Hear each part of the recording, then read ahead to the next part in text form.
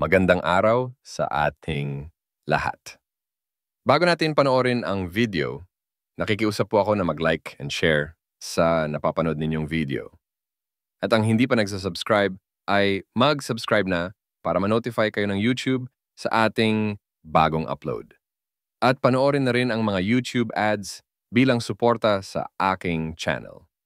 Halina at atin ang pakinggan si Brother Eli Soriano sa kanyang itanong mo kay Soriano. Ito, walang bawat, walang labis, walang kulang. Kaya ang sabi ng mga apostol, matuto kayo sa amin, huwag hihigit sa bagay na nasusulat.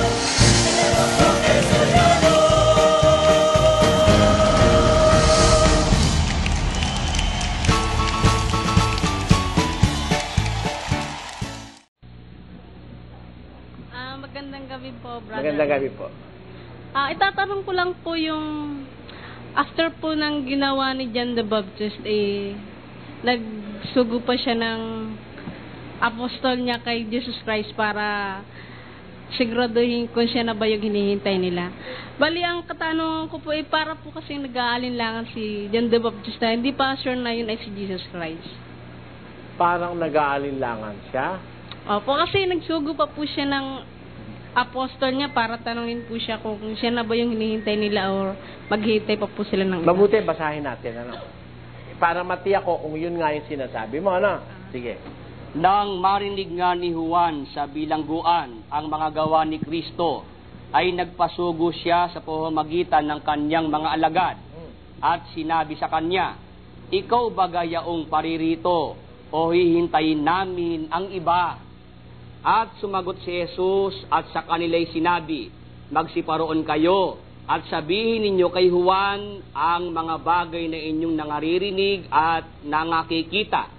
Ang mga bulag ay nakakakita, ang mga pilay ay nakakalakad, ang mga ketongin ay nangalilinis, at ang mga bingi ay nakakarinig, at ang mga patay ay ibinabangon, at sa mga dukha ay ipinangangaral ang mabubuting balita, at mapalad ang sinumang hindi makasumpong ng anumang katitisuran sa akin." Hindi naman nag-aalinlangan si Juan.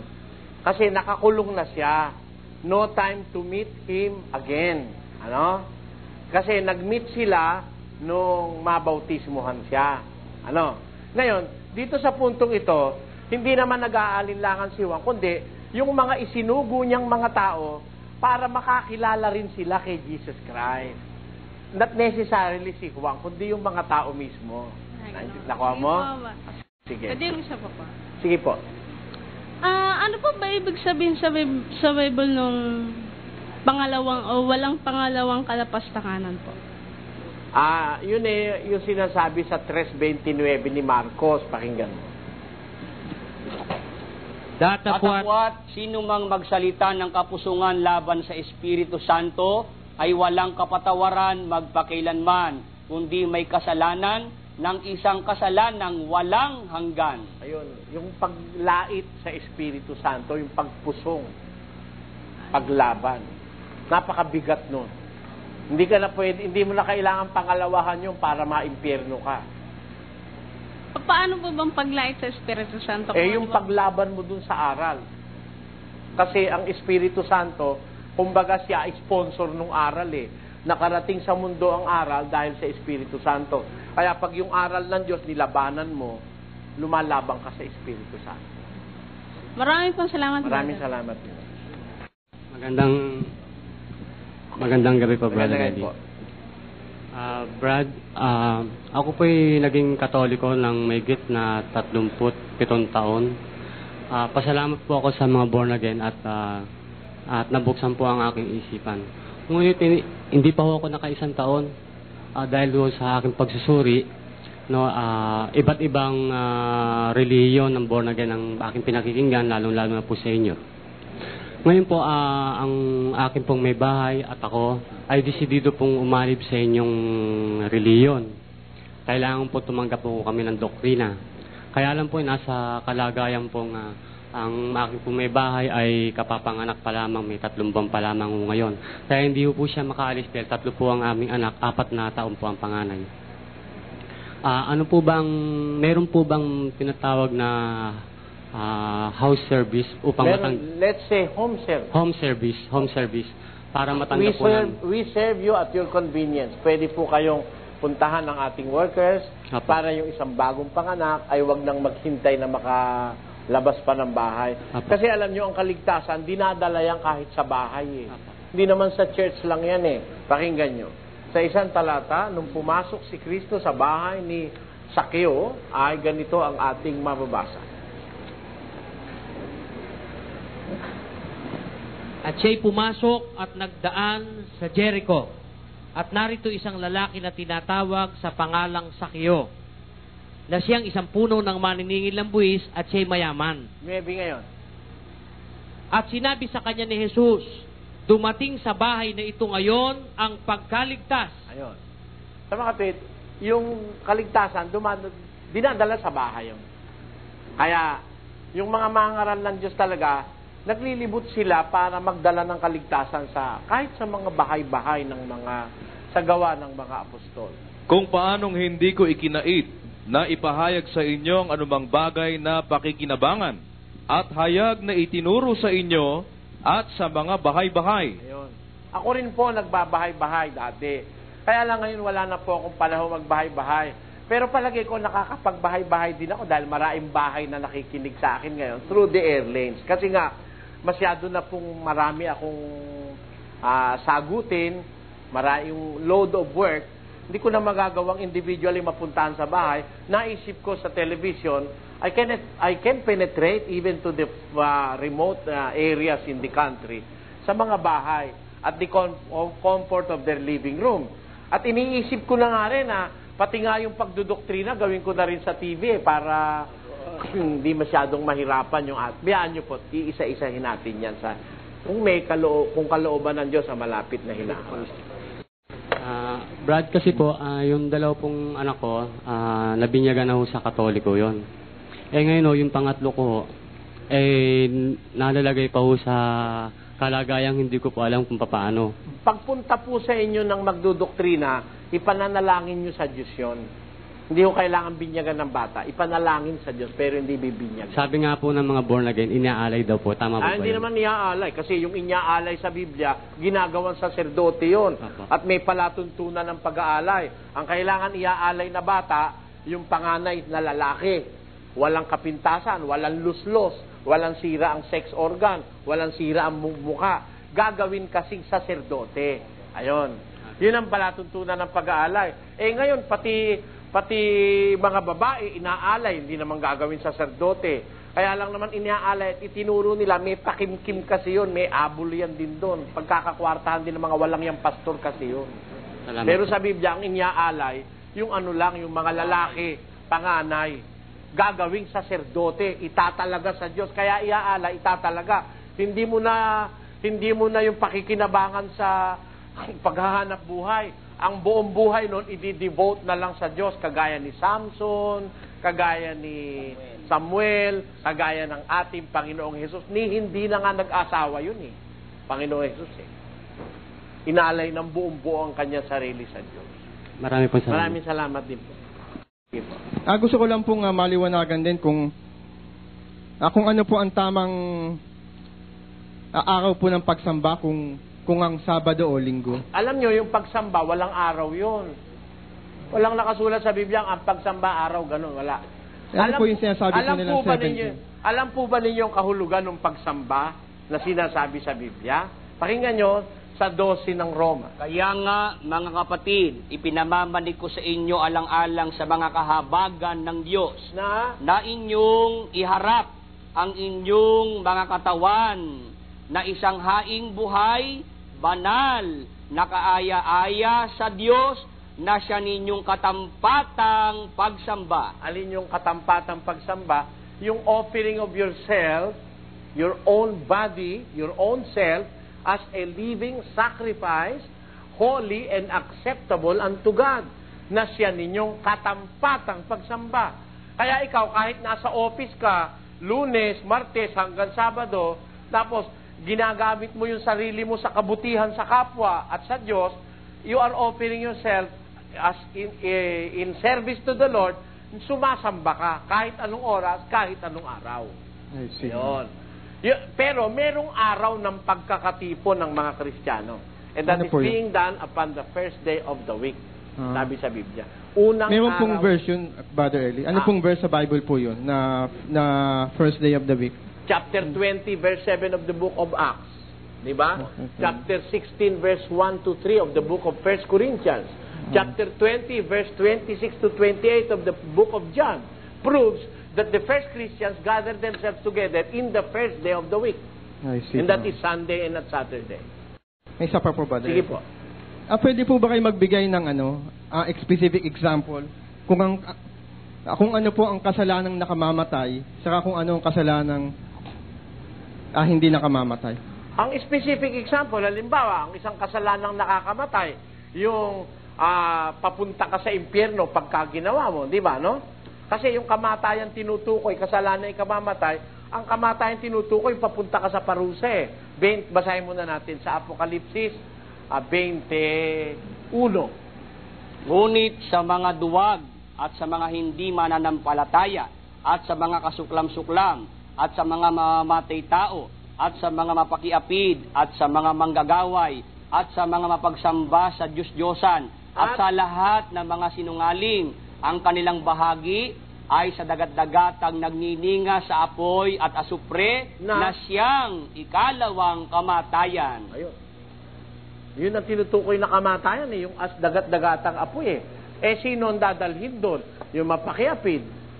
Kaya pagka ikaw nabubuhay ka sa pakikiapid, may misis ka, tapos nakikiapid ka pa sa iba, pag hindi mo tinigilan yan, kandidato ka sa kasalanang ikamamatay. Diba? Halimbawa, sinungaling ka, no? Walang pagkakataon sa buhay mong itinakwil mo ka sinungalingan, lagi ka nalang sinungaling, kagaya ng mga pastor ngayon, karamihan sinungaling, kasalanang ikamamatay yun. Ay, pwede pong last na po. Sige po.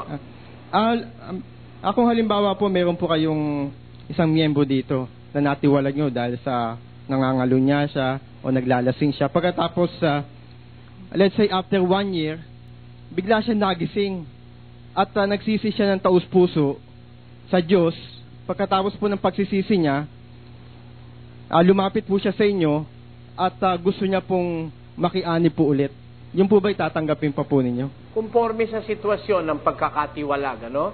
Meron kasing natitiwalag, kuminsan sila mismo humihinto, hindi mo na alam. Ano? Kaya pala huminto dahil naglalasing sila o ganon. After a while, nakita nila na meron silang malaking pagkakamali, bumalik.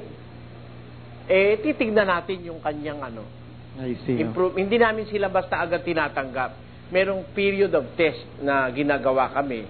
Ayun. Kasi hindi naman lahat ng natitiwalag dahil kaya natiwalag mananadya Meron, nakagawa lang siya ng akala niya mabigat, huminto na siyang mag-isa. Hindi mo na makita, lalo na pagka ng ibang bayan o kaya pumunta na ibang probinsya, hindi mo alam. Kapag dumadating yung ganong circumstances, nagsisiyasat kami, tinitignan namin ng mga anggulo.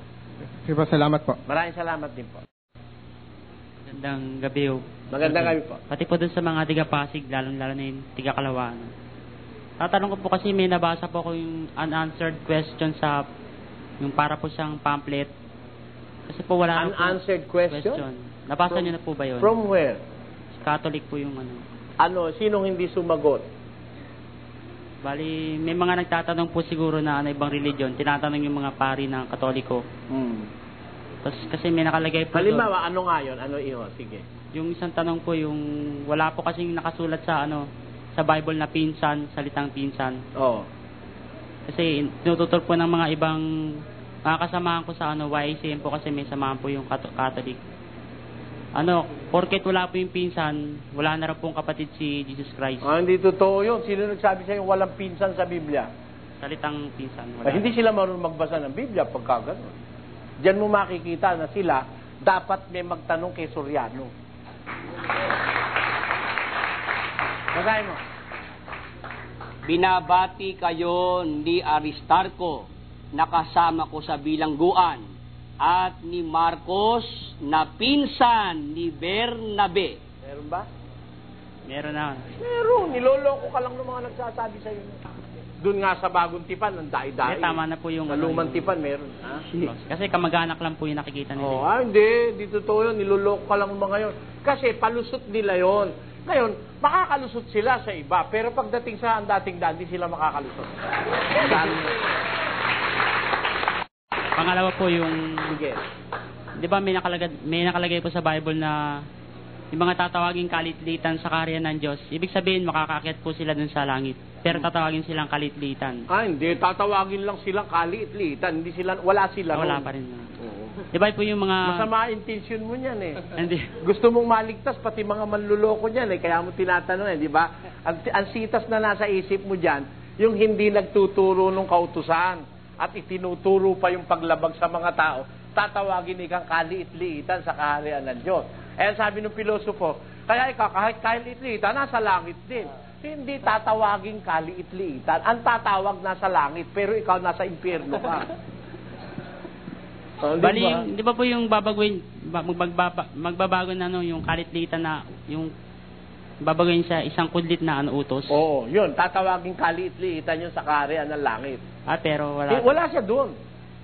Iba yung nandun. Di ilan lang po talaga yung Yung mga aral na magtuturo ng buo, ilan lang yon.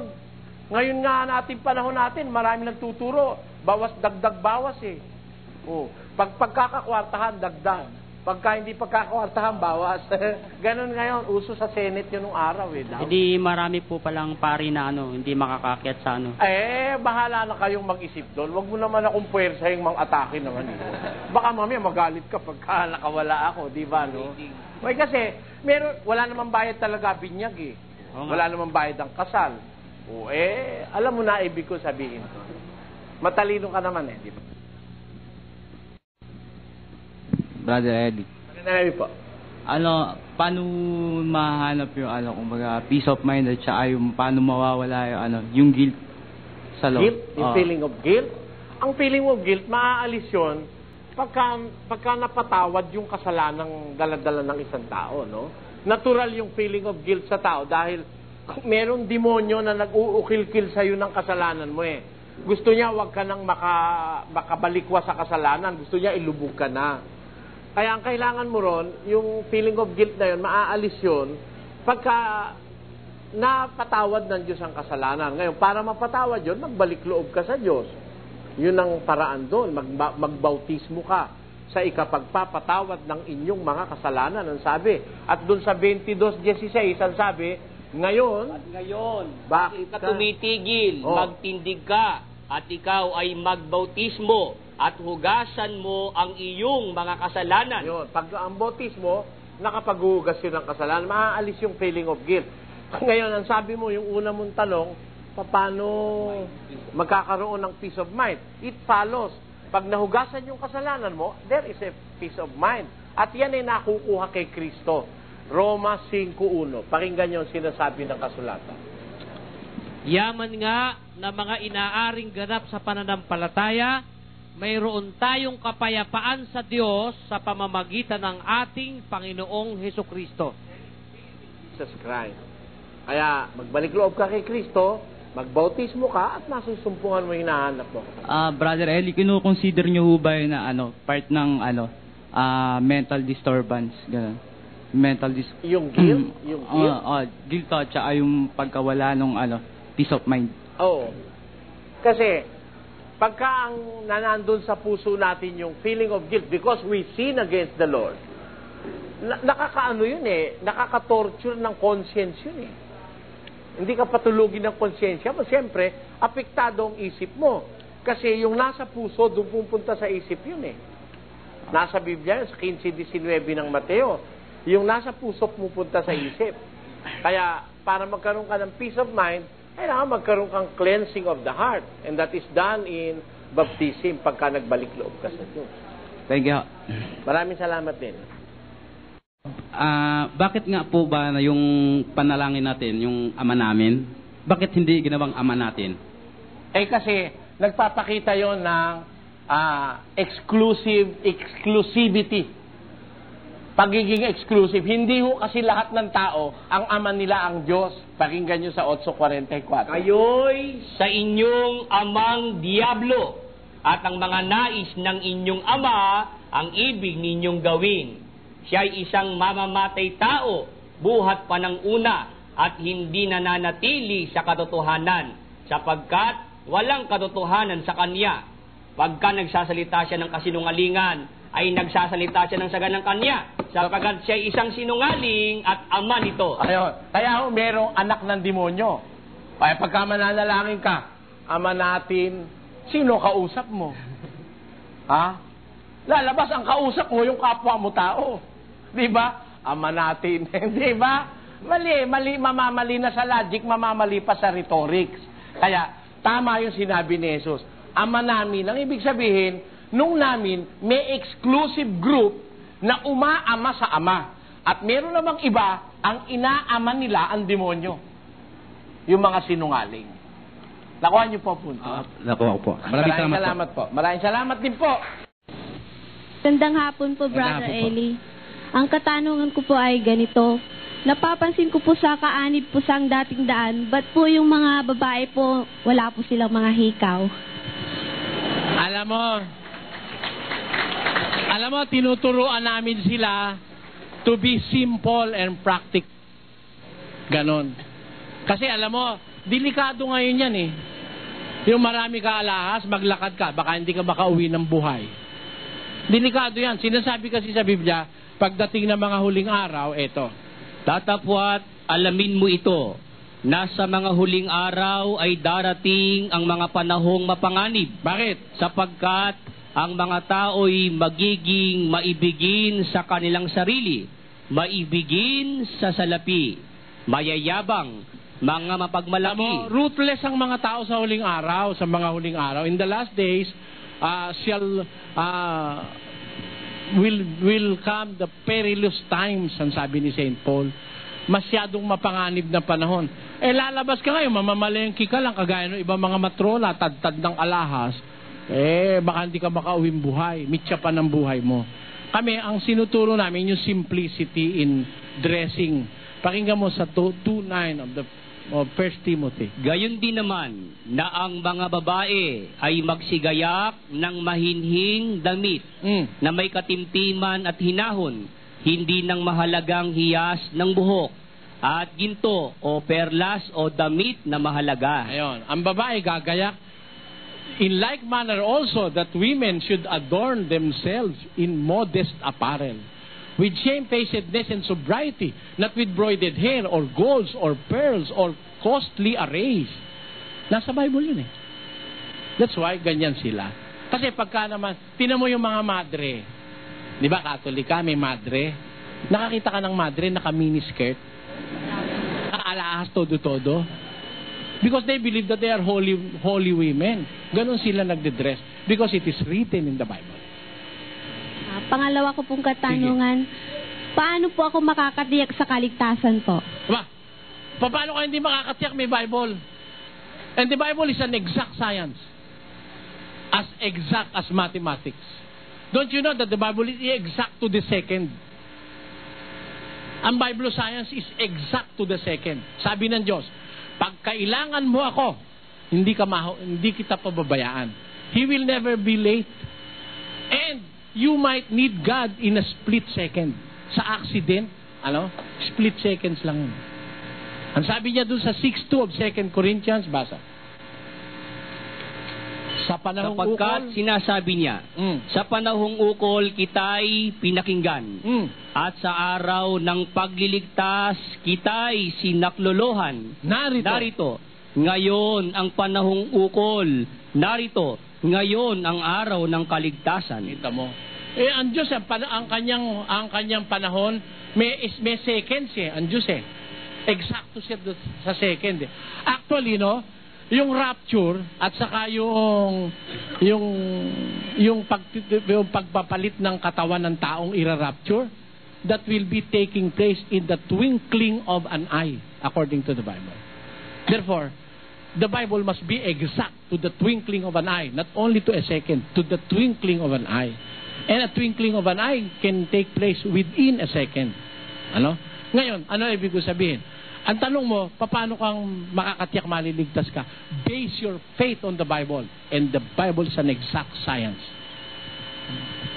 Salamat. Salamat din. Magandang hapon po, Brother Eli, at sa lahat na nandirito ngayon. No? Ipagpaumanhin na po niyo yung katanungan ko ay hindi po na pasama sa topics natin ngayon, pero gusto ko lang pong... Pwede po, any question can be asked. Any question. Okay. Yung mga salitang amen, praise the Lord, or pupurihin ng Panginoon, ay napansin ko po sa mga born again at sa mga charismatic groups ay madalas pong binabanggit. Okay. Nung nag-attend po ako doon sa Kumimbo lokal po ninyo, no, last December, I have noticed that minsan lang mabanggit yung salitang amen. Ngayon, ang katanungan ko po, meron ho bang batayan o restriction ayon sa Biblia ang paggamit sa mga salitang yon, kung meron man, papaano, kailan, at kanino tama itong gagamitin? Tama yung sinabi nyo, may restriction ang paggamit. Alam nyo yung salitang amen mismo, it is a name of Jesus Christ. It's a name of Christ. Pakinggan nyo sa Apocalypse. Ang mga bagay na ito ay sinasabi ng siya nawa, ng saksing tapat at totoo. Ayan. Sino nagsasabi niyan? Pakibasa sa English rendition. Ang mga bagay na ito ay sinasabi sa Apocalypse chapter 3. Pakibasa, Brother Soren. 3:14. And unto angel of the church of the Laodiceans write, these things saith, the Amen, the faithful and true witness, the beginning of the creation of God. These things said the Amen, the faithful witness, and the beginning of the creation of God. And that is Jesus Christ. Si Jesus Christ po tinatawag sa Bible na Amen. Pangalan niya yon. And with regards to the use of the name of the Father, the Son, and the Holy Spirit, sinasabi, thou shalt not take the name of the Lord thy God in vain. Huwag mong gagamitin ang pangalan ng Panginoon mong Diyos sa walang kabuluhan. Atin nyo Sabi nyo, umattend kayo sa local chapter namin sa Comembo. Opo. Minsan nyo lang narinig yung amen. Opo. Maswerte kayo, narinig nyo. Tanyo Kung babasahin nyo po ang buong sermon ni San Pablo sa Book of Romans, siguro it will take you 2 days hearing it bago nyo marinig yung salitang amen. Gaano kayo katagal sa Comembo? Probably 2 hours? Hindi naman po. Nag-umpisa po ko nag-attend doon before Christmas. Hindi, nung isa-isang pagkakatipon, sa isa, in one gathering, gaano katagal kayo nag-i-stay sa Comembo? Hanggang matapos po. Mga 2 hours probably? Yep. O, tanyo. Buti swerte kayo, nakarinig kayo minsan, amen. Kasi, hindi namin masyadong ginagasta yun eh. Hindi naman kami kagaya ng mga born again, nahulog yung ballpen. Ay, praise the Lord! Natumba yung baso, amen, hallelujah. Hindi naman ganun eh.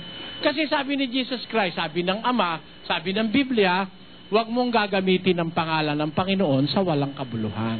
Sapagkat hindi niya aariing walang sala ang gumagamit sa kanyang pangalan na walang kabuluhan.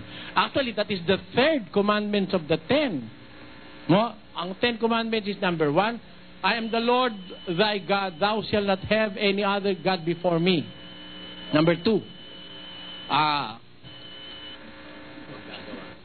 thou shalt not make unto thee any graven image in the likeness of anything that is in the heaven above, or the earth beneath, or the waters below the earth. Tapos, 3rd, thou shalt not take the Lord of thy God in vain. 4th, remember the Sabbath to keep it holy. 5th, respect thy father and thy mother. 6th, thou shalt not kill. 7th, thou shalt not commit adultery. 8th, thou shalt not steal. 9th, thou shalt not bear false witness against thy neighbor. 10th, thou shalt not covet anything that is of thy neighbor. Yun po sinasabi sa 10 commandments. And that is the 3rd commandment. thou shalt not take the name of the Lord thy God in vain. Kaya hindi ho namin ginagasgas masyado yun. We use that in extremely important matters of faith. Okay, maraming salamat po. Maraming salamat din po. Okay. Sige po, Mang Ricardo. Good evening po sa inyo lahat. Brad Eli. Opo. Bali, ito na rin po yung naumpisang yung paksa, no? Bali, kasi po, madalas po ako nanonood ng programa nyo, po. Napanood ko po yung turo nyo tungkol sa Diyos na anong sama kung maging 2, 3, 4, 5, 6, 7 o maging isang barangay. Anong masama, mas marami, mas maganda. At napanood ko rin po yung turo nyo na taglay ni Brad Danny, ang katangian ng pagiging isang Diyos. Kung titignan natin ay maraming pangarap ang tao. Kung ano-ano, kung maaari nga po ay yung pinakamataas na. Kaya kung itatanong natin sa isang tao kung payag siyang maging isang Diyos, tiyak ko po ay papayag po siya. Kung yun nga lang ang tungkuling panlupa na may kapangyarihan, gusto na nga ng tao eh. Bali po, ang tanong ko po ay, kung ang Diyos po ang ating tatanungin, ay yung tunay na Diyos po, no? Yung Diyos Ama, payag po ba siya maging tao? Payag ba siyang maging? Tao po. Ang nasa sa Santiago 1:17 ganito. Ang bawat mabuting kaloob at ang bawat sakdal na kaloob ay pawang buhat sa itaas na bumababa mula sa Ama ng mga ilaw na walang pagbabago ni kahit aninuman ng pag-iiba. Ayun, ang Ama hindi nagbabago yon ng anyo at hindi rin nag-iiba-iba yon, kapatid. Isa siyang kalagayang permanente, infinito, na hindi siya magbabago o mag-iiba-iba. Kaya nga ang anak ang kanyang pinapagkatawan tao dahil merong prinsipyo sa Biblia, ang Ama hindi nagbabago. Yun po ang masasabi ko. Wala ba siyang follow-up? Wala po. Nag-thumbs up na po. Okay na raw. Hindi kasi, nag-premise kasi siya dun sa sinasabi niya na na kahit maging isang barangay, alam mo, napakabuti kung lahat ng tao magiging Diyos eh. Kasi, ang tinatawag ng Biblia na Diyos na tao, yung mga dinatnan at tumanggap ng salita ng Diyos, tinatawag niya na Diyos. Pakibasa mo nga sandali, Brother Willie, para sa iba nating tagapakinig. Sabi po sa Juan sa 10:34-35, sinagot sila ni Jesus, hindi baga nasusulat sa inyong kautusan, aking sinabi, kayo'y mga Diyos? Bakit mga Diyos? Kung tinawag niyang mga Diyos, yaong mga dinatnan ng salita ng Diyos, at hindi mangyayaring sirain ang kasulatan. Ayon, tinatawag pala ng Ama na makapangyarihan sa lahat ang mga tao na Diyos kung dinatnan o nakatanggap ng salita ng Diyos. Kaya pagka dumami ang Diyos, ibig sabihin dumami ang mga dinatnan ng salita ng Diyos. Napakalaking bagay noon na ang tao matawag na Diyos dahil nakatanggap ng salita ng Diyos. Kaya walang masamang dumami yung Diyos eh. Kaya lang, ang iglesia ni Manalo may daya. Paano po? Ang sabi ko raw, wala raw masamang dumami ang tunay na Diyos. Wala naman ako sinasabing ganun, kapatid na Diyos. Ang sinasabi ko, walang masamang dumami ang Diyos. At yung sinasabi ko noong minsan na nasa kay kapatid na Dani ang katangian ng pagiging Diyos. Abay, nasa lahat ng tao gustong maging dapat sa Diyos ang katangian ng pagiging Diyos. Unang-una, ang pagiging Diyos ay matulad ka sa kanyang larawan at wangis, kapatid na Diyos, no? Opo. Which is the original intention of His creating of His creation. Ngayon, kung halimbawa, nakapasa ka dun sa mga pamantayan ng pagiging kalarawan ng Diyos, abay matatawag ka talagang Diyos. Ayun. Pero hindi yung sinasabi nilang paratang na sabi ko raw na kay Brad Danny yung katangian ng pagiging tunay na Diyos. Wala noon. Opo. Iba yung Diyos at iba yung tunay na Diyos. Brother Eli, yun po pala ang talagang dapat hanapin ng tao na isang nagsusuri ng katwiran ng Diyos. Dahil sa karangalan, kapatid na Josel, yung nasa iyo Kung hindi ko nasa iyo yung katangian ng Diyos, ano? Hindi ikaw yung Diyos na Ama. Kundi, inaasahan po pala dapat, Brother Eli, ng taong isang ibig maligtas, yung mga karakter, katangian ng Diyos. Dahil, yun nga, nilalang po pala tayo ayon sa larawan yung katangian, yung mga attributes ng Diyos, ano? Opo. Pero hindi yung kalagayan ng pagka-Diyos. Ayun. Iba yun. Doon po, Brother Eli, nilalagyan ng masamang anggulo ng iglesia. May mali siya kasi utak ni Bularan. Opo, biro yung sabi nga kapatid na Diyos, ewan ko niya dito kay Ginoong Soriano, ang Diyos niya ay si Dani. Ganun pa kung banata ni Ramil yun May mali siya yung mga yun Wala tayong magagawa ron. Alam nyo, ayoko sanang laging kasama sa usapan May mali siya yung mga yun yun nga po, Brother Eli. Pulong-pulo ng mali siya, utak nung magkakabarkada na yun. Dito mo sabihin, racketeer daw tayo, hold-upper daw tayo, kung ano-ano mga paratang, mga abusayap daw tayo. Gago rin yung mga yan. Kita-kita nga po na... Huwag nyo nang isisingit siya, nakakataas lang ng ano. Sige. Kailan po natatag ang sektang Iglesia ng Diyos kay Jesucristo? Hindi sekta yan, Yun ang itinatag ng ating Panginoong Jesus, yung Iglesia ng Diyos kay Kristo Jesus. Pakinggan mo sa unang Tesalonica 2:14. Sapagkat kayo, mga kapatid, ay nagsitulad sa mga iglesia ng Diyos na nasa Judea kay Kristo Jesus. Ayun, merong iglesia ng Diyos kay Kristo Jesus na nasa Judea. Yun ang itinatag ng una ng ating Panginoon at ng mga alagad na nagsama-sama, Doon nag-umpisa yan. Hindi kami nagtatag, kapatid. Yun ang aming sinampalatayanan, doon kami umanib, at yun ang aming ipinangangaral. Yun. Salamat po. Salamat. Magandang gabi po sa inyong lahat. Bali, ang katanungan ko po, kasi po, Brad Eli, lagi po ako nakikinig sa inyo. Bali, naalala ko po na sinabi nyo na kapag namatay ng tao ay nawawala na yung kanyang diwa. Hindi niya na naalala yung kung ano siya nung nasa lupa pa siya. So, bali ang katanungan ko, ano ang magiging pakinabang natin kung halimbawa sa pagbabata natin ito, pagka namatay na tayo, parang nabaliwala yung paghihirap natin, di ba? Bakit mababaliwala, iho? Bali kasi mawawala na yung alaala natin. Hindi. Pagkapatay ka, mawawala alaala mo. Pag nabuhay ka maguli, babalik yun. Diba? Yung pagkakilala, babalik yun. Tignan mo, puntahan muna natin, pag namatay ang tao, mawala alaala. Pakibasa, kapatid na Will Ecclesiastes. 9:5, sapagkat nalalaman ng mga buhay na sila'y mga mamatay, ngunit hindi nalalaman ng patay ang anumang bagay.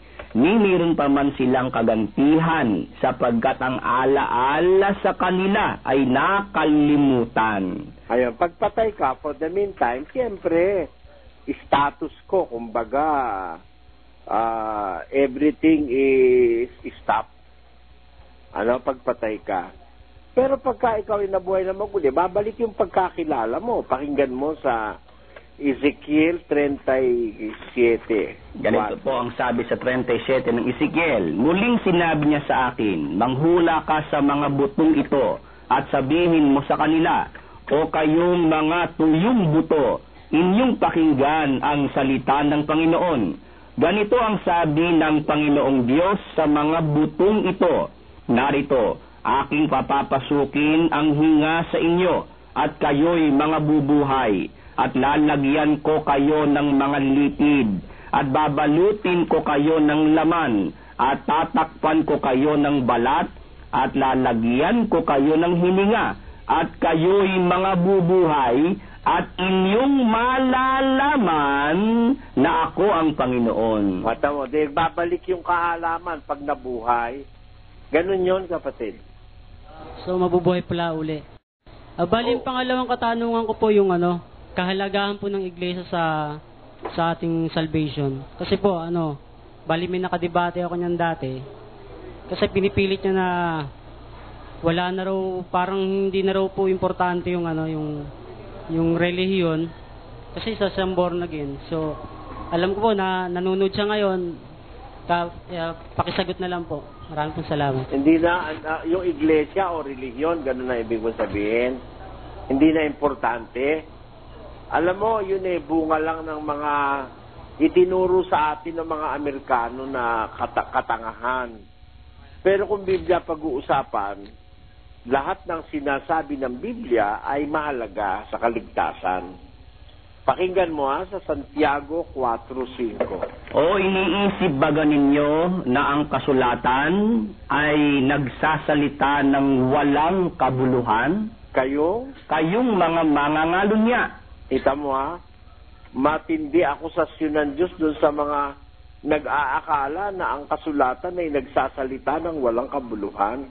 Ang sabi ng Diyos, kayong mga mangangalunya, iniisip ba nyo na ang kasulatan nagsasalita ng walang kabuluhan? Therefore, lahat ng sinasabi ng kasulatan, pagka ito rin lang galing sa Panginoon, ay napakahalaga. Gaya ng relihiyon, nakasulat sa kasulatan yan, 1:27 ng Santiago. Yung dalisay na relihiyon at walang dungis sa harapan ng ating Diyos at Ama. Yung iglesia, nakasulat yun.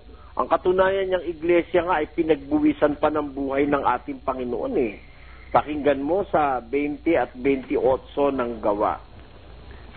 Ingatan ninyo ang inyong sarili at ang buong kawan, na sa kanila'y ginawa kayo ng Espiritu Santo na mga obispo, upang pakanin ninyo ang iglesia ng Diyos, na binili niya ng kanyang sariling dugo. Kita mo, iglesia ng Diyos, binili niya ng kanyang sariling dugo. The church of God, which He had purchased with His own blood. Imagine, the church was purchased by Christ with His own blood. And the blood of Christ is priceless. Therefore, the value of the church is also priceless.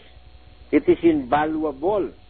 Kaya masasabi natin na malaking katangahan yung pinagsasasabing wala raw kwenta ang iglesia o ang relihiyon.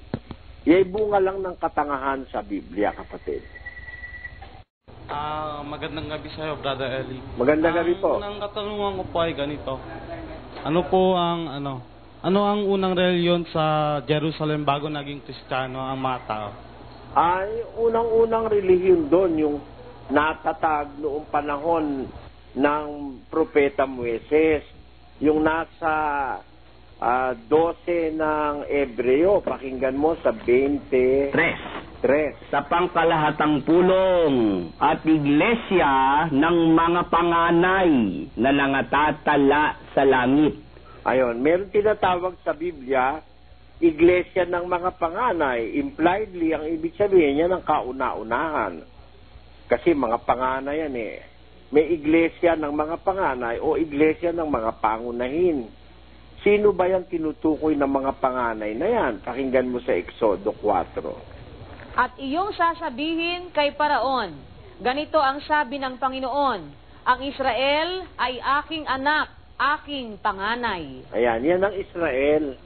Yan ang lahing Hudyo. Yan ang iglesia ng mga panganay. Yan ngayon ang iglesyang dinatna ng ating Panginoong Hesus. Kaya mali yung paniniwala ng iglesia ni Manalo na kaya lang daw nagkaroon ng iglesia ng itayo ni Kristo. Mali yun. Misinformed sila, misled sila. Dahil di pa nagkakatawan tao ang Panginoong Hesus, may iglesia na at yan nga ang iglesia ng mga panganay. Yan ang lahing Israel. Tawag din dyan, iglesia sa ilang. Yung nasa ilang ng Sinai. Pakinggan mo sa Gawa 7. 7:37. Ito yaong Moises na nagsabi sa mga anak ni Israel. Ito yaong naroon sa iglesia sa ilang. Ayon, nakasama ang anghel na nagsalita sa kanya sa bundok ng Sinai. Ayan, si Moises nasa iglesia sa ilang ng Sinai. Kaya yan ay tinatawag na iglesia, yung inakay ni Moises na yan, at iglesia sa ilang, iglesia ng mga panganay. Bago pa nagkatawan tao ang Panginoong Hesus, bago pa bumangon ang Kristyanismo, may iglesia na sa Biblia. Yan ang sinasabi ng kasulatan, kapatid. Pag namatay daw po ba yung isang tao at dumating na po yung paghukom, ano daw po ba yung suot nila or anong kulay yung susuot nila kung maliligtas man? Wag mo nang problemahin yun, kapatid. Ako rin, di ko alam kung ano suot natin dun eh. Kasi pinapatanong kung saan daw pong Huwag sitas na natin problemahin yun. Alam mo kasi, no, may sinabi si Job ganito eh. Pakinggan mo, ha? Basa. Sabi po sa Job,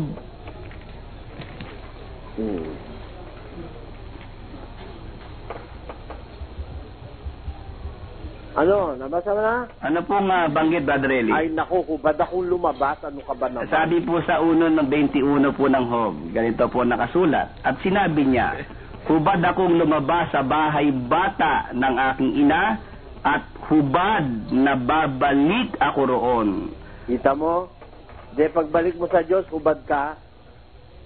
Ba't mo problemahin mo yung damit? Di na kailangan damit doon, no? Okay na, kapatid? Apo, ito po yung huling katanong ko po. Sa akin na po to. Sige. Born again po kasi ako eh. Oo. Nag-aalinlangan po kasi ako kasi okay naman po yung sa relihiyon na kinukunan ko. Kaya nga lang po, parang uho ako sa aral eh. Nag-aalinlangan po ako. Ano po ba masasabi niyo dun? Aba, dapat ang mahalaga sa lahat yung aral ang masuri mo. Kasi ang batayan ng tunay na pananampalataya, yung aral na itinuturo. Pagka mali ang aral, ay delikado kaluluwa mo, kapatid. Pakinggan mo sa 7:17 ng Juan.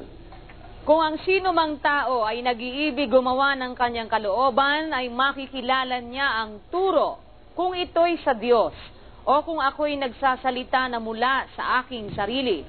Ang nagsasalita ng saga ng kanyang sarili, humahanap ng kanyang sariling kaluwalhatian.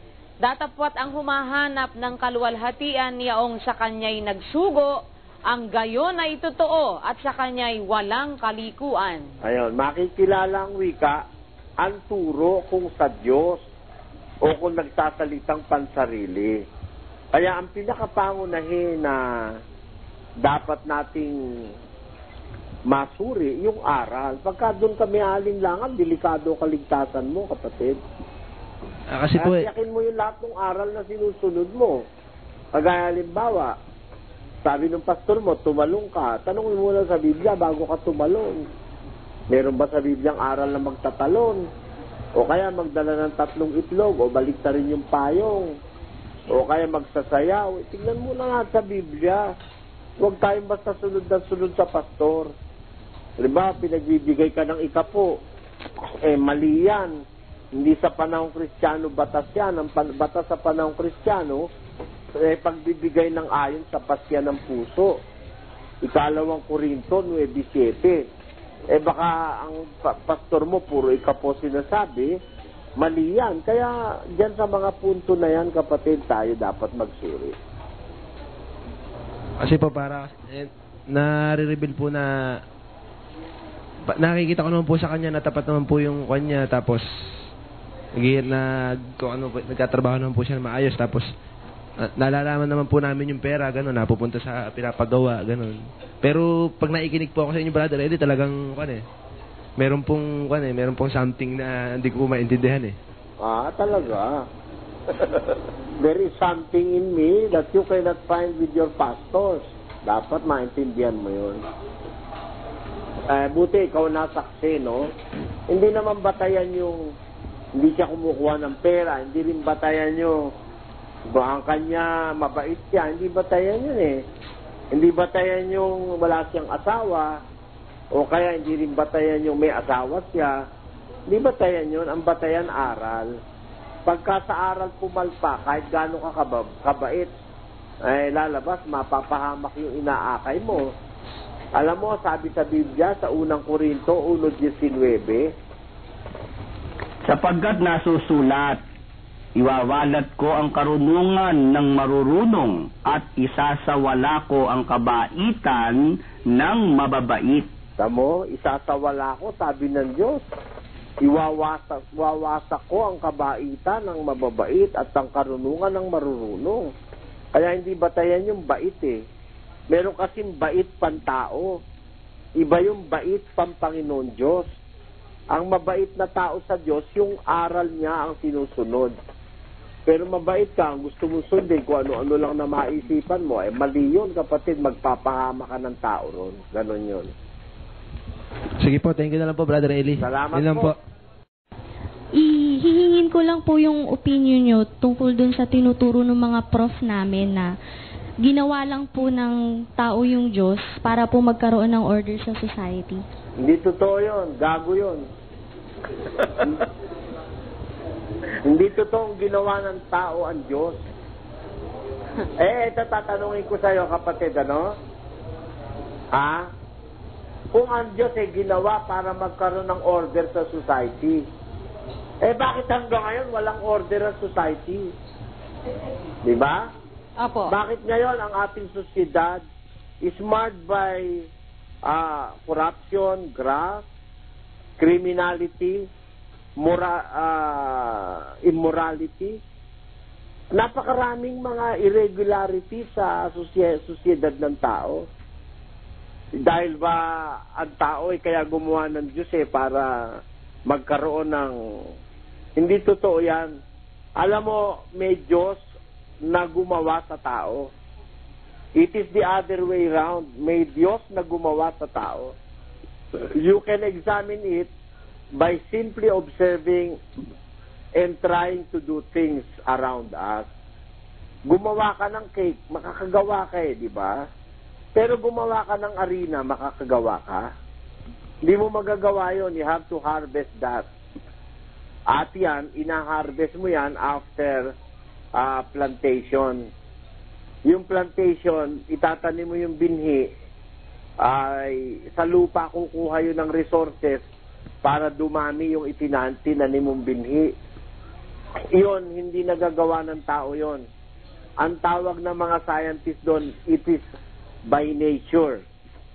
And that nature, which they claim to be responsible for everything on this earth, yung nature na yon is the almighty being that I call God.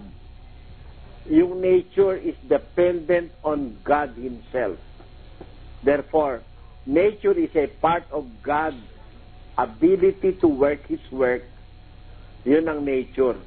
Pati yung mga instinct na inilagay niya sa tao, sa hayop, sa isda, sa ibon, sa impapawid, lahat ng mga kaalaman na nasa lahat ng nilikha, imposibleng sabihin mo na ang Diyos ay ginawa ng tao Meron kasi hindi magagawa ang tao Di ba?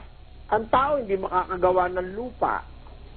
Buhok nga lang na maputi o maitim, di ka makakagawa, ikaw na tao ba't ka merong buhok na maitim o maputi? May gumawa nun. Bakit may bundok? Hindi naman natin magawa yung bundok. Di ba? Bakit merong mga planeta? Hindi naman tao gumawa nun. There is somebody who created all those things. Because if you are going to follow the scientific principle of what they say that meron sila sinabi, ayun, ang sabi nila, nothing happens without a cause. Paano ngayon mangyayari ang lahat ng bagay without a cause? And the cause is God. Yung tinatawag ng Biblia na Diyos, yon ang cause of everything that had happened many billions of years ago. Yun ang tinatawag kong Diyos, the originator of everything in the universe. Yun ang Diyos ng Biblia, kapatid. Pwede pong isa po. Sige po. Ano po yung dahilan kung bakit kailangan nating maniwala at sumunod sa Diyos? Napakaraming dahilan para tayo, kaya dapat nating maniwala at sumunod sa Diyos, ano? Kasi kung yung salitang pagsunod, that means doing things which doesn't voluntarily come from yourself. Pag-aralan mo, kapatid, ano? there are things we want to do, we want to see, we want to hear, we want to taste, and we want to feel that is not allowed by God in the Bible. Kaya dumadating yung salitang pagsunod. Pagsunod means to follow, means doing thing which doesn't come voluntarily from yourself. Yun ang kahulugan ng salitang pagsunod. Sometimes, sa pagsunod mo, you have to do things against your will. Yun ang kahulugan ng pagsunod. Bakit natin kailangan sumunod sa Diyos? Kasi meron tayong pattern of our being. Kung ating pagmamasdan ang ating pagkatao, we are created by somebody who is very intelligent. Titingnan mo ang ating pagkakalalang sa atin ng Panginoon Diyos, ano? Meron tayong dapat sundin. Merong law of nature. Bakit? We are very closely related to nature. By nature, we inhale oxygen and exhale carbon dioxide. By nature, our body is made up of 75 to 80% water. By nature, our body needs nutrients, minerals, elements, etc. found in nature. Kaya pagka nagkukulang yung ating elements, mga trace elements, nutrients, vitamins, nagkakaroon ng disorder sa ating katawan. That proves that we are dependent on nature. We are dependent on the things around us. Halimbawa, pag kinukulang ka ng tubig, you thirst o nauuhaw ka. Pag hindi ka uminom, the thirst will be deeper. Tapos, pag hindi ka pa rin uminom, madidehydrate ka. Lalagnatin ka, tataas ang body temperature mo. Dahil doon sa mga kulang na electrolytes, ano? Pagka hindi ka pa rin uminom, mag-chill ka, giginawin ka. Pag hindi ka pa rin uminom, mamamatay ka because of dehydration. Yun ang ibinidikta ng nature. Therefore, you have to follow nature. What do I mean? If you thirst, drink to maintain the 75-80% water in your system. Pag naramdaman mo naman, maiihi ka, you want to urinate, obey nature. Kahit halimbawa, istorbo yung pag-ihi mo dahil nanonood kang sine o nakikipag-usap ka sa iyong darling lover, ano? You have to leave him first. You have to follow. Dapat kang sumunod sa call of nature. Ayan. Iihi ka. Otherwise, it will cause great damage to your system. Ganon din naman, pag matatai ka, tinatawag ka ng nature, umupo sa trono, sa tronong ikaw lang ang may-ari. Pagka hindi ikaw may-ari ng trono, huwag kang uupo, baka mahawa ka ng gonorrhea, no? Ayun, ibig ko sabihin, pag tinatawag ka ng nature, tatai ka, ba yung oras na yun, dapat itai mo yun.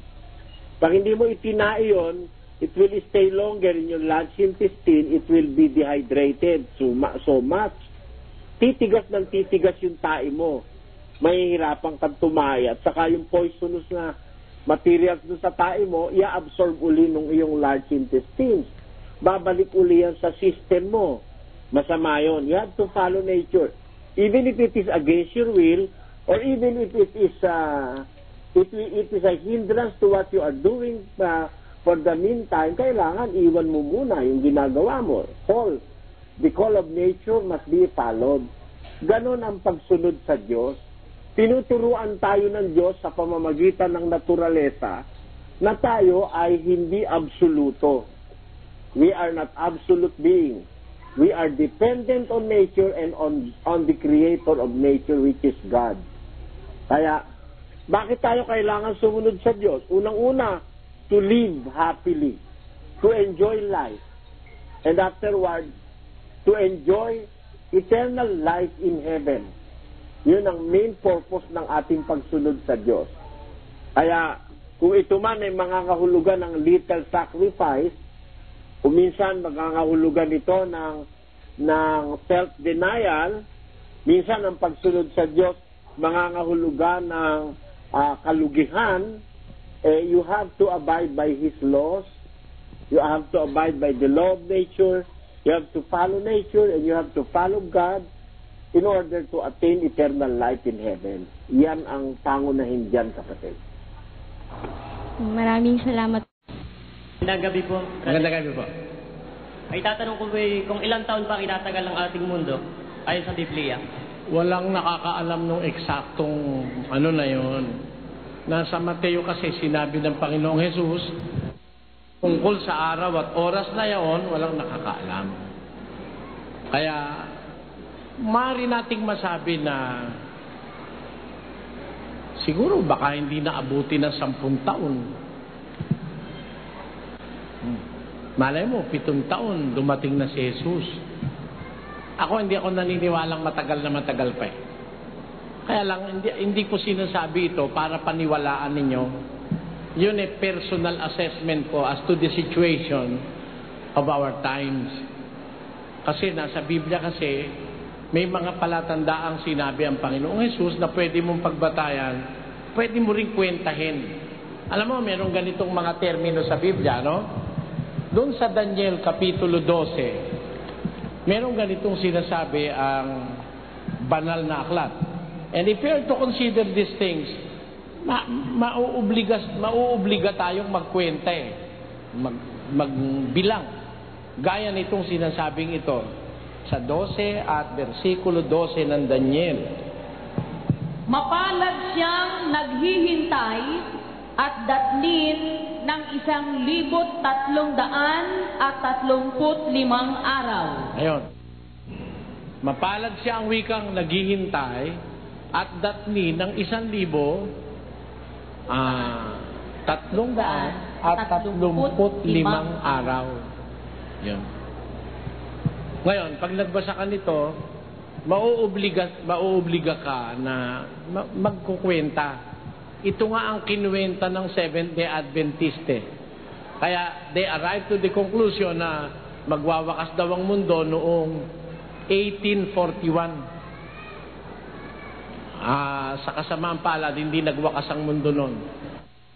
Nung kwentahin naman ito ng Saksi ni Jehovah, unang kwenta, magwawakas daw ang mundo 1914. Tapos, hindi nagwakas.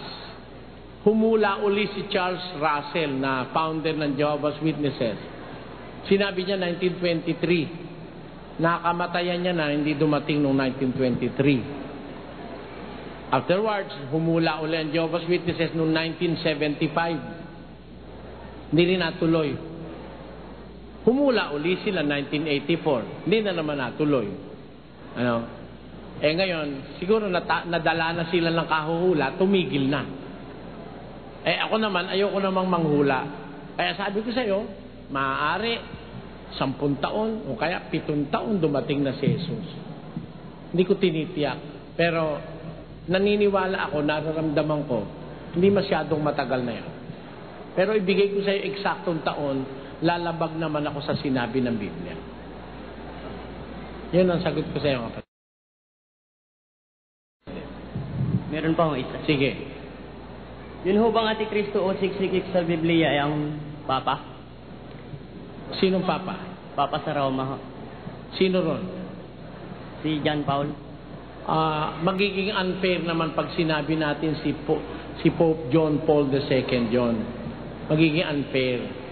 Kasi parang siningle out natin siya na sinabi natin siya Antikristo, no?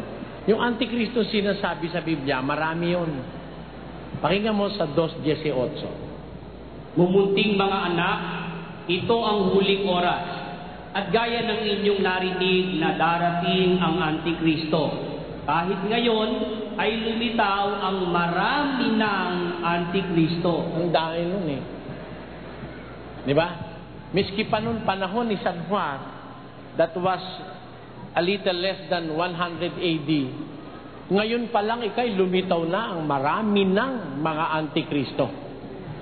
Marami. Sabi sa pasyon, itong sukabang at lilo, magdarayang walang tutol, kalupit-lupit na tao, kampo ng mga demonyo, ang pangalay, Antikristo.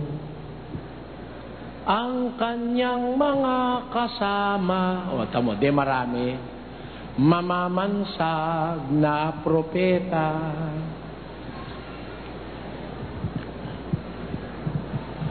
Ang kanyang mga kasama, mamamansag na propeta, hihibuan ang lahat na ng magsisampalataya sa lihis na aral niya. Tamo? Marami sila.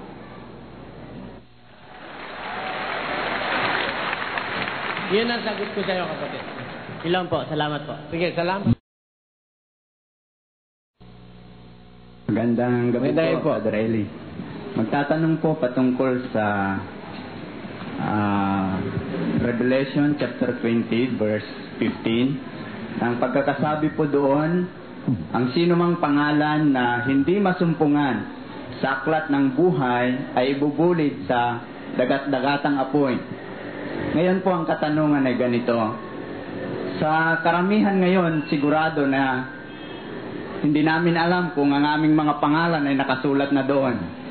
Ngayon po ay malalaman ba natin, may sinasabi po ba ang Biblia na matatagpuan po ba natin at makikita na nagpapatunay ng mga pangalan na pupunta po sa langit ay nakasulat na? Alam mo, ganito, no? It's a process. Isang proseso yon para ang pangalan mo masulat sa aklat ng buhay sa langit. Pero ang tiyak na nakasulat doon, yung mga taong naglilingkod sa Diyos. Those who serve Christ. Pakinggan mo, sa 4 ng Filipos. Oo, ipinamamani ko rin naman sa iyo tapat na kasama sa pagtulong na iyong tulungan ang mga babaeng ito sapagkat sila nagpagal na kasama ko sa Ebanghelyo at kasama rin naman ni Clemente at ng ibang aking mga kamanggagawa. Kailangan maging manggagawa ka maging gumagawa ka nung kabutihan nung nagpapagal ka sa Ebanghelyo.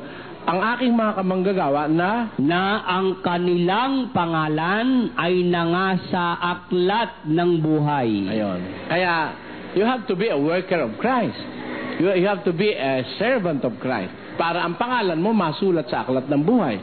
Salamat po. Ngayon, paano mo malalaman na ang pangalan mo nakasulat sa aklat ng buhay? Naglilingkod ka sa Diyos, naglilingkod ka kay Kristo. Sa 3:24 ng unang Juan. At ang tumutupad ng kanyang mga utos ay mananahan sa Diyos. At siya ay sa Diyos. At dito'y nakikilala natin na ang Diyos ay nananahan sa atin sa pamamagitan ng Espiritu na kanyang ibinigay sa atin. Ayon. Yung Espiritu, ang isang anak ng Diyos, bibigyan ka ng Diyos ng Espiritu para makatupad ka sa utos. Pag nakakatupad ka sa utos, yun ang pruweba, anak ka ng Diyos. Pag anak ka ng Diyos, nakasulat ang pangalan mo sa aklat ng buhay. 8:16. Ayun. At ang Espiritu rin ang nagpapatotoo. Ang Espiritu rin ang nagpapatotoo.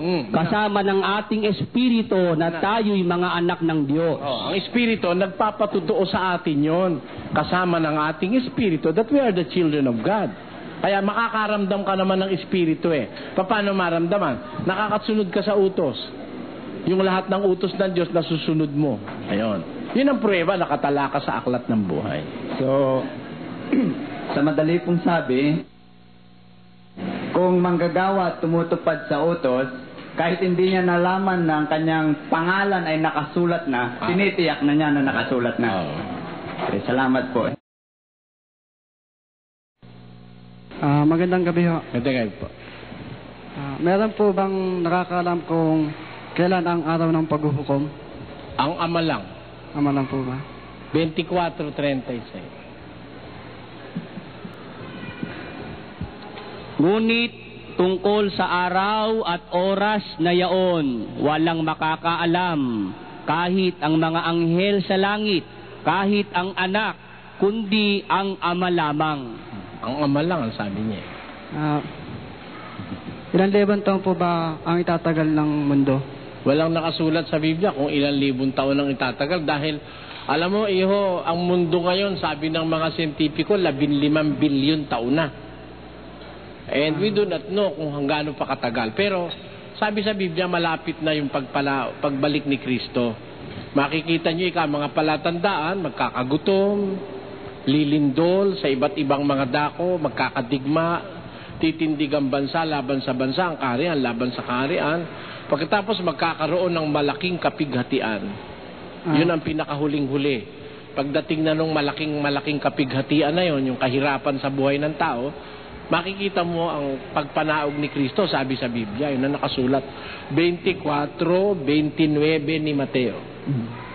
Tatapwat karakarakang pagkatapos ng kapighatian sa mga araw na yaon ay magdidilim ang araw at ang buwan ay hindi magbibigay ng kanyang liwanag at mga lalaglag ang mga bituin mula sa langit at magsisipangatal ang mga kapangyarihan sa mga langit at kung magkagayoy lilitaw ang tanda ng anak ng tao sa langit.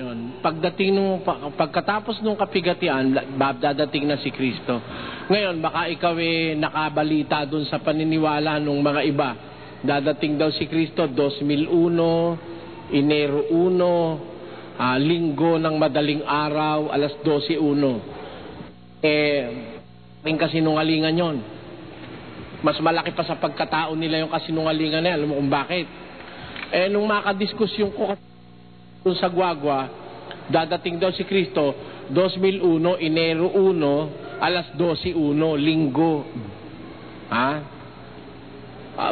Nung natapos na diskusyon, tinanong ko siya nung nagdidiskusyon saan ka ako dadating? 12:01 pala dadating. Saan? Sa Pilipinas? Sa Jerusalem? Sa Amerika? O saan? Kasi yung 12:01 rito, hindi 12:01 sa Amerika. At hindi rin 12:01 sa Jerusalem. Saan ka ako? Ngayon na nga alam ko ano siya sagot sa akin. Alam mo, mundo ka ako bilog, may demarcation line. Sa kabila madilim, sa kabila araw. Saan dadating? Pagkatapos, nung matapos ang diskusyon, tinignan ko yung perpetual calendar. Yung palang 12:01, Enero 1, 2001, hindi pala linggo, Lunes pala yun. Kung ako lang may dala nun, katakot-takot na kahiya nang aabuti nung walang hiyang tao na yun. Biro mong niloloko tao. Hindi ba nga ang 2001, ang 12:00, hindi ba pag 12:00 nagpapalit na araw? Kaya pag 12:01, hindi na linggo, Lunes na. Paano magkakatotoo yun? Ngayon pa lang alam ko nang hindi totoo yun. Alam nyo kung bakit? Kasi doon pa lang sa pagsasalita nila, mali na Linggo raw ba naman yun? Hindi linggo yun. Lunes na po yun. Kaya nakuha ko, maraming pastor nagdadadaldal, hindi totoo. Sabi kasi ni Kristo, hindi mapapasubalian ito 13:35 ni Marcos. Pakinggan nyo. Mangagpuyat nga kayo. Bakit? Sapagkat hindi ninyo nalalaman kung kailan paririto ang Panginoon ng bahay, kung sa hapon o sa hating gabi, o sa pagtilaok ng manok o sa umaga. Walang nakakaalam, magpuyat kayo. Hindi nyo alam kung kailan paririto ang Panginoon ng bahay, kung sa hating gabi o sa umaga o sa pagtilaok ng manok o sa hapon. Kaya siguradong walang nakakaalam. Magandang gabi po, Brother Eddie. Magandang gabi po. Hindi ko lang kung malaman kung ang Panginoon Jesus at ang Diyos Ama, yung Jehovah, iisa. meron nung nakasulat sa Biblia na ako at ang Ama ay iisa. Pero hindi ho bilang ang pag-uusap doon. Kasi minsan ang iba, pagka sinabing iisa, bilang ang pumapasok sa isip nila. Yun o, maling pakahulugan sa Biblia. Kasi hindi natin pwedeng bilangin ng Diyos eh. Hindi ho pwedeng bilangin ng Diyos eh. Eternity yun eh. Infinity. Si Kristo, infinity rin. Paano mong bibilangin yun? Parehong infinity yun. It is impossible to count infinity. Especially in the manner we are counting finite things. We cannot do or apply that scheme of counting in counting the infinite or the eternal. Hindi po pwede yun. Ano ibig ko sabihin? Sabi, ako at ang Ama iisa. Hindi ba? Sabi niya, no? Alam niyo yung talata na yun, Gis 30 ng Juan yun eh. I and my Father are one. O dito sa kabila, anong sabi niya sa 8:16? Basa. Oo, at kung ako'y humahatol, ang hatol ko'y totoo. Bakit? Sapagkat hindi ako nag-iisa, kundi ako at ang Ama na nagsugo sa akin. Tandaan niyo, sabi ni Jesus, kung humatol ako, totoo hatol ko. Kasi hindi ako nag-iisang humahatol eh. Hindi ako nag-iisa, kundi ako at ang Ama na nagsugo sa akin. Ilan sila? Sabi niya, hindi siya nag-iisa eh. Pwede, meron siyang ikalawa. Hindi ako nag-iisa pag humahatol ako, kundi ako at ang Ama, sabi niya. O, di ba? Kaya kung ang tanong niyo sa akin, ang intention niyo yung magbilang, ikinalulungkot ko po, hindi natin dapat bilangin ng Diyos.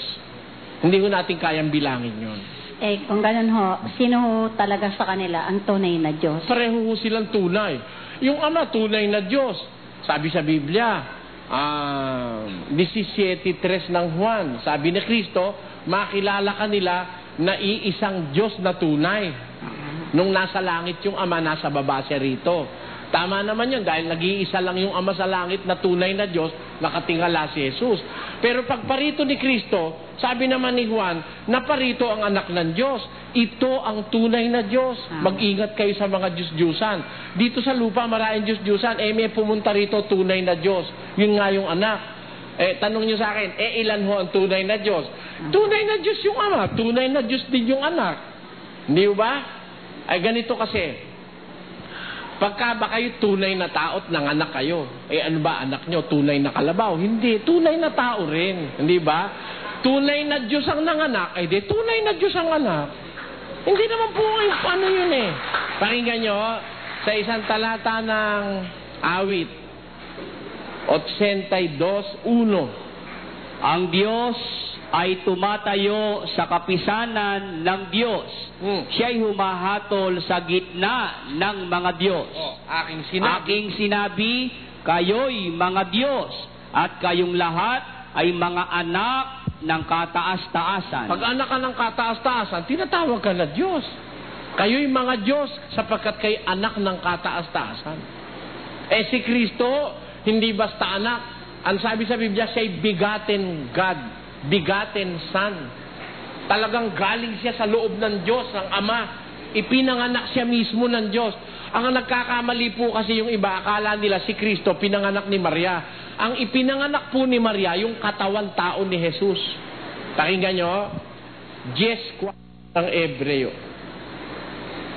Kaya't pagpasok niya sa sanglibutan.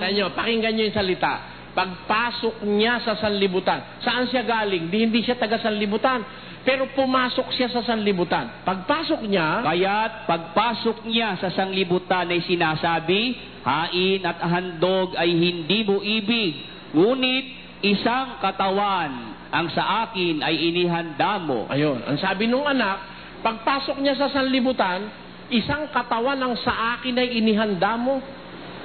Di may nakahanda ng katawan para sa kanya kasi magkakatawan siyang tao. Yun ang ipinanganak ni Maria, nagkatawan tao siya.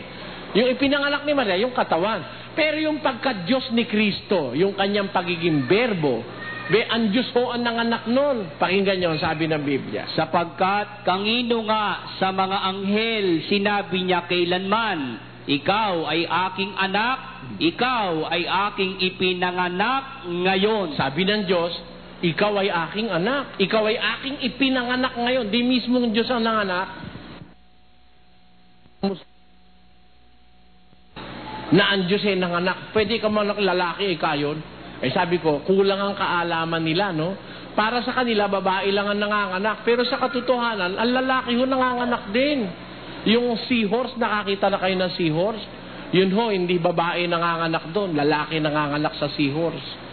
Kung sa material na gumawa halimbawa ang Diyos na ang lalaki pwedeng manganak, lalo na sa espiritu, yung Diyos na makapangyarihan sa lahat, pwedeng manganak ng walang asawa. Di ba? At ang sabi ng Diyos, ipinanganak kita. Yun ho yung sinasabi nung nagtanong kaninang kapatid na yung karunungan, sabi niya, bago ang nilikha ang langit, ako'y nailabas. Pinanganak na kasi siya ng Diyos, binigyan siya ng kanyang kalagayan. Yun na nga po ang nagkatawan taong Kristo. Ayun. Kaya, kung tatanungin niyo sa akin, ilan ba ang tunay na Diyos? Si Kristo'y tunay na Diyos. Nung pumunta siya rito sa lupa, marami siyang dinatnan Diyos-Diyusan, tinawag siyang tunay na Diyos. Tapos sabi naman ni Kristo, yung langit, sa langit naman may isang ama na tunay na Diyos. O edi may isang amang tunay na Diyos, may isang anak na tunay na Diyos, o ilan ang tunay na Diyos. Edi bahala na ho kayong magbilang. Parang ganito kasi. Kasi nagkakamali dyan yung iba eh. Sabi ni iba, isa lang ang sabi ni Kristo, ako at ang ama iisa. Ang paniwala nila ngayon, si Kristo na yung ama, siya pa rin yung anak. Kasi ako at ang ama iisa, si Kristo raw yung ama, siya pa rin ang anak. Maling-mali yun. Bakit? Kung siya rin yung ama, ba't tumitingala pa siya sa taas? Pag nananalangin. Ama, papariyan ako sa'yo. Siya rin pala yun. Ama, ako rin yun. Pupunta ako sa'yo rin. Sana, ganon.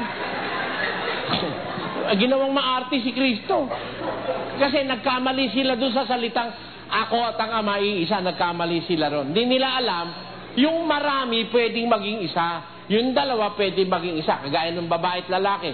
Iiwan ng lalaki ang kanyang ama't ina, makikisama sa kanyang asawa at ang dalawa'y magiging isang laman. Hindi na nga sila dalawa, kundi isa ang pinagsama ng Diyos, huwag paghiwalay ng tao. Di yung mag-asawa'y isa. Ibig ba sabihin, yung lalaki, yun din ng babae? Hindi. Isa, pero iba yung lalaki, iba yung babae. Yung lalaki nakapantalon, yung babae nakapalda. Di ba? Yung babae nagbubuntis, yung lalaki hindi. Diba? Pero isa sila. Hindi na sila dalawa, isa na lang sila. Ang sabi ni Kristo, ako at ang ama iisa. Siya rin ba yung anak? Siya ba rin yung ama? Sabi ng iba, siya rin yung ama, siya rin yung anak. Lalabas, pagka ganun ang interpretasyon nyo, yung lalaki, yun din ang babae, at yung babae, yun din ang lalaki. Magulo na mundo lalabas nun. Kaya maraming kalokohan ngayon sa mga pastor nagpapaliwanag ng hindi nila naiintindihan. Hindi naman katakataka yun. Alam niyo kung bakit? 1:7 ng Timoteo. Na nagsisipag na sang maging mga guro ng kautusan. Bagaman, di nila natatalastas kahit ang kanilang sinasabi, kahit ang kanilang buong tiwalang pinatutunayan.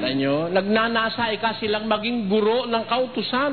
Bagaman hindi nila natatalastas kahit ang kanilang sinasabi, kahit ang kanilang buong tiwalang pinatutunayan. Naintindihan ba nila yung sinasabi nila na yon? Na si Kristo rin daw ang ama, siya rin ang anak. Kung siya rin yung ama, nung bumaba siya, may natira ba ron? Wala siya, bumaba Siya pa rin yun Di bumaba na siya. Walang naiwan sa taas. Ganun na mangyayari. Siya yun bumaba. Walang naiwan. Tapos, nung papanik na siya sa langit, nanalangin siya, Ama, aalis na po ako rito sa sanlibutan, babalik na ako sa iyo. Siya rin pala yun. Anong kalokohan yun? Ama, babalik na po ako sa sanlibutan sa iyo, aalis na ako sa sanlibutan, papariyan na ako sa iyo, Amang Banal. Ako rin ikaw. Walang matindi sira sa kukote ng mga pastor na Siya rin pala yung aalis, siya rin yung pupuntahan. Ba't naman magsasalita pa siya ng gano'n, siya na aalis, siya pa pupuntahan? O kayo nga, halimbawa, ako pupunta ako sa tatay ko. Ako rin yun. Kaya galit sila sa akin dahil Napapatunayan ko talaga si Raulo nila. Pakinggan nyo sa 5:23 ng Kawikaan. Siya aalis, siya rin ang pupuntahan. Tapos kinakausap pa, nasisiraan ng bait. May nag-usap pa silang dalawa. Ama, luwalhatiin mo ang iyong anak. Tapos, Ama, luwalhatiin mo yung pangalan. Sumagot yun sa langit. Hindi, luwalhati ko na at ululuwalhatiin ko uli. Siya pala rin yun. Sino yung nag-uusap? Ang ibig sabihin, ibinabato ni Kristo yung boses niya, tapos babalik uli gano'n. Yun ang ama. Kalokohan niya, no? Tapos yung ama naman sabi kay San Juan, ito ang sinisinta kong anak. Nandiyan sa tabi ni San Juan si Kristo. Binotismuhan, nabuksan ng langit, may tinig na nanggaling sa langit. Ito ang sinisinta kong anak na siya kong kinalulugdan. Sana, sabi niya, nung mabuksan yung langit, siya yung andyan Hoy, ako rin ito. Matindi, Ano yung babasahin mo? Kawikaan po. Sige, Kawikaan. Siya ay mamamatay sa kakulangan ng turo at sa kadahilanan ng kanyang pagkaulol ay maliligaw siya. Kanya maraming ulol na pastor Mga sira, di ba yung ulol sira-ulo? Kaya pati aral, sira-sira Katanungan ko lang po yung may nakasaad po ba sa Biblia na na may mga banal po bang bundok? Banal na bundok, kapatid? Oo, mayroon. Tinatawag sa Biblia banal na bundok, Gaya halimbawa yung bundok ng Sion, Yung bundok ng Sinai. Yung Horeb, Mga banal na bundok ang tawag dyan sa panahon ng matandang tipan. Pero alam mo ba na merong tinutukoy na banal na bundok na hindi naman talaga bundok. Ang tunay na kahulugan ng banal na bundok sa ating panahon, yung sinasabi sa 12:23 ng 22 yata, kapatid na Luz. Opo, 12:22 ng Ebreo. Datapwat nagsilapit kayo sa bundok ng Sion at sa bayan ng Diyos na buhay, ang Jerusalem sa kalangitan, at sa mga di mabilang na hukbo ng mga anghel. Ayan, yung bundok ng Sion sa kalangitan yung sinasabi, hindi bundok dito sa lupa yon, kapatid na Luz. At yung banal na bundok na yon ay ang Jerusalem sa kalangitan. Yon. Kaya hindi literal na bundok ang kahulugan ng banal na bundok na yon sa Biblia, kapatid. Ibig sabihin po yung yung bundok Banahaw, di po yung banal. Tinatawag po kasi nila banal po yun sabi lang nila, pero hindi naman naging banal doon? Paano naging banal yon? Kaya lang naman tinatawag na banal na bansa, banal na lugar, may kinalaman sa gawain ng Panginoon. Ang nandiyan naman sa Banahaw, kung ano-ano, mga katarantaduhan lang ang ipinapapaniwala sa tao dyan. Wala namang batayan sa Biblia, kaya mahirap hindi natin dapat paniwalaan yun. Maraming salamat po, Brother Eli. Salamat po. Maraming salamat sa mga nanood at sa mga hindi nag-skip ng mga YouTube ads bilang suporta sa aking channel.